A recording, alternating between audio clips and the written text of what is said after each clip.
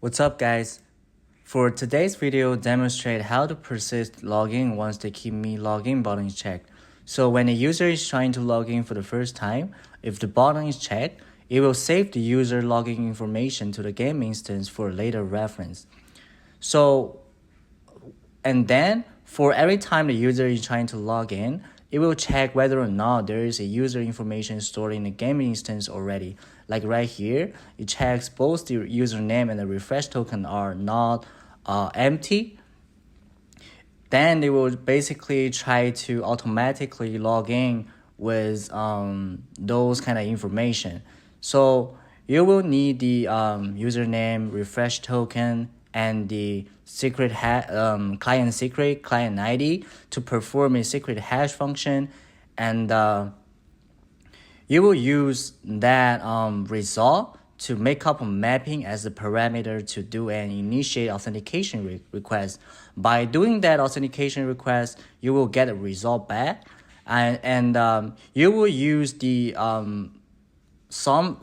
you will break up the result and use the sum of information over there and the refresh token to update the authentication result variable stored in the game instance. Like right here, you will update that. You can see set the authentication result.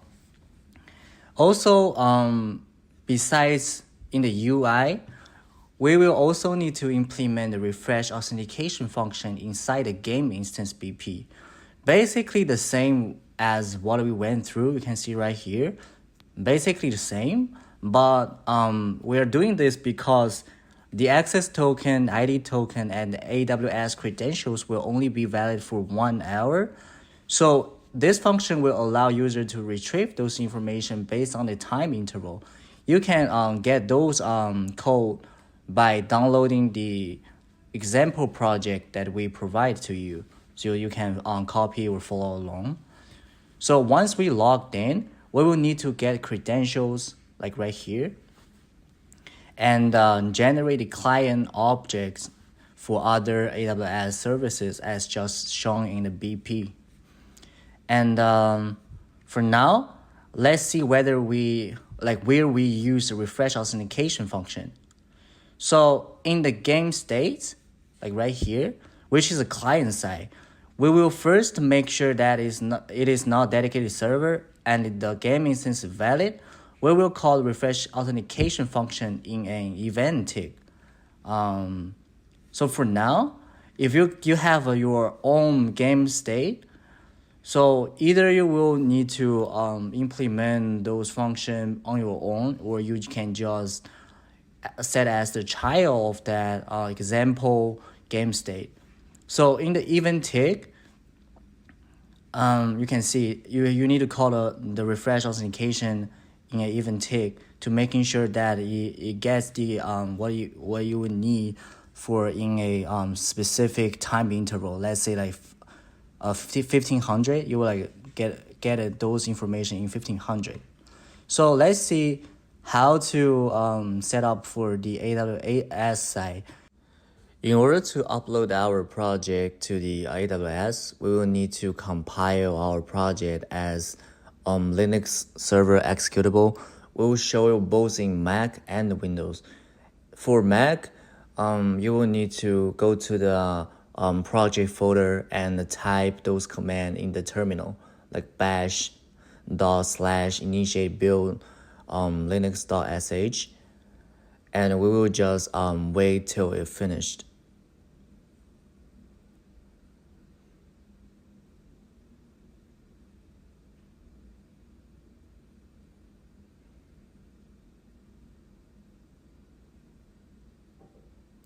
And in Windows, the step is pretty straightforward and easy.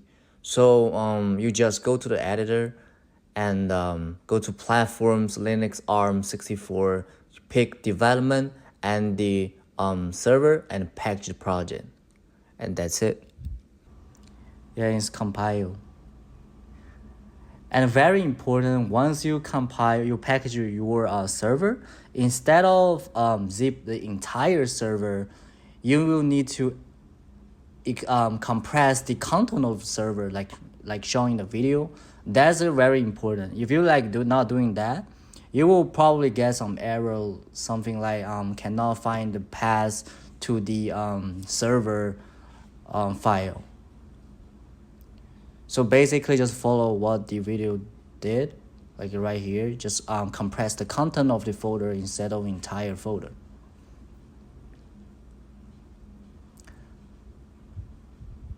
Then just select that zip file. You will need that very soon. So go to the AWS S3, Amazon S3 as the left corner.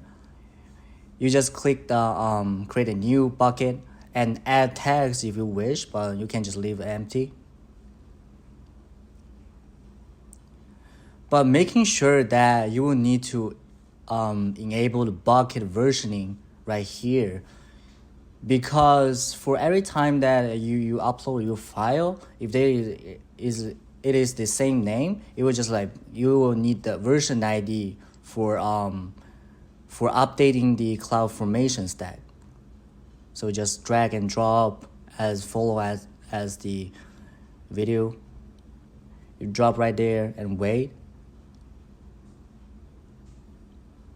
Select the file and click upload, and we just need to wait till it finish.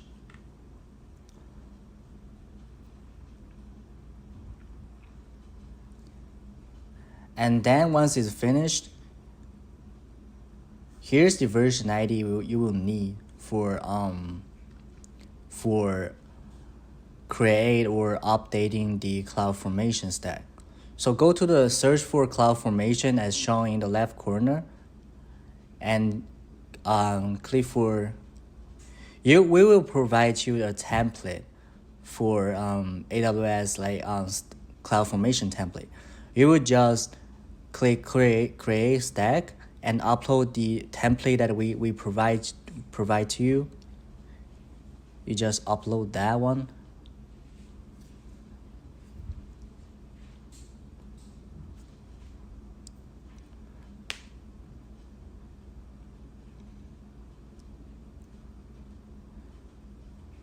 And for in order to successfully create this stack, you will need a bunch of information. So for stack name, you can just enter whatever you want. And for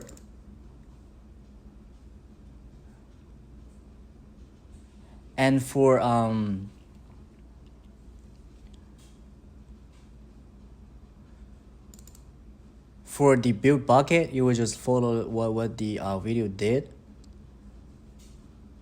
And here is the key, just the name of the file you just upload. And you will need the version ID. For those two parameters, you can just enter what we shown here. And here you will need the path to the server executable here. Just copy that, but that's the absolute path. You will just cut that from part and leave it as a relative part path. And if you want to add tags, do whatever you want, but you can just also leave it as empty. After doing that, you can just click next, and submit.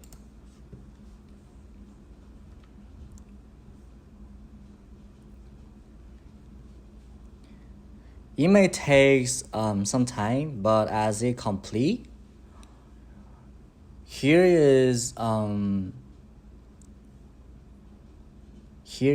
once it complete, you will need those information in the outputs to update those variables in your game instance accordingly. So you just follow right here and as like game live region. You just go to game live region and copy that alias ID. Pretty straightforward. Just go to output and put those information to the variable in your game instance accordingly.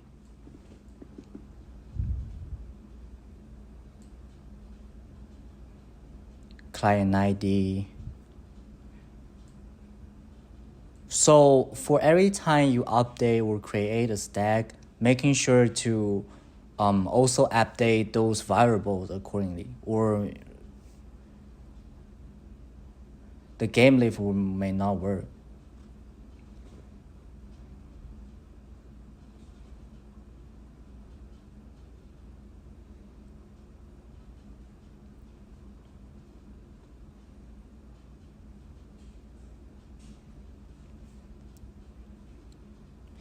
Then you will need some additional values and more variable to update.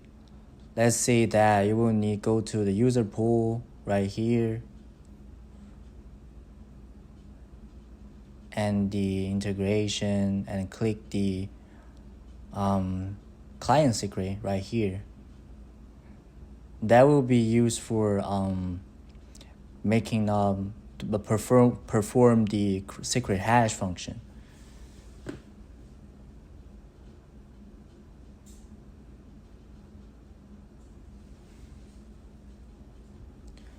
So after updating those variables, you will having a user pool be created after you've done all the process.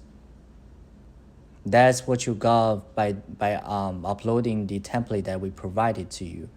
And once the user is registered to the system, it will be in the user pool, like right here.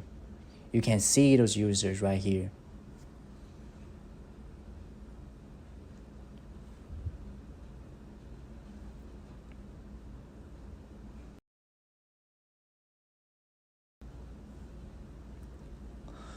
But by uploading the template, you will no longer need to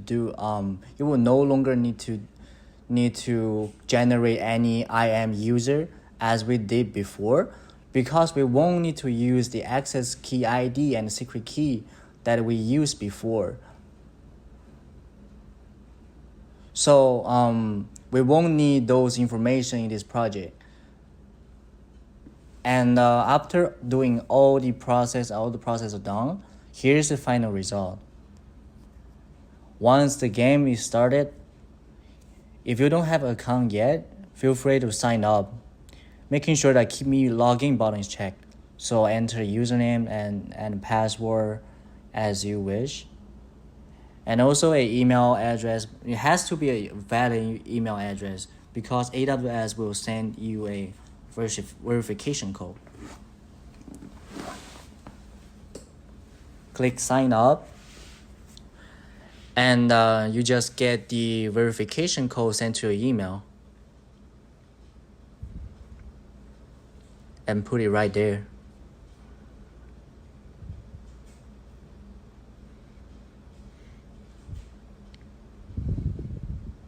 Hit confirm. It may take a while.